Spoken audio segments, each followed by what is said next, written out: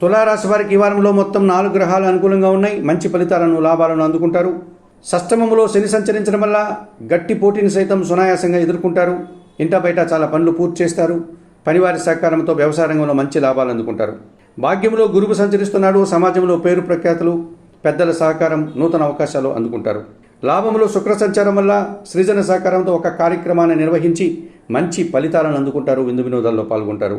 లాభంలో కేతువు సంచరిస్తున్నాడు. నిరాడంబరంగానే వృత్తి, ఉద్యోగ, వ్యాపార, వ్యవసాయ రంగాల్లో అభివృద్ధిని సాధిస్తారు. ఆనందంగా కాలం గడుపుతారు. భగవంతుని ఆశీస్సులు కూడా అందుకుంటారు. వ్యయములో రవి సంచరించడం వల్ల అధికారులతో మనస్పర్ధలు, తండ్రి ఆరోగ్యం విషయంలో జాగ్రత్తలు అవసరం.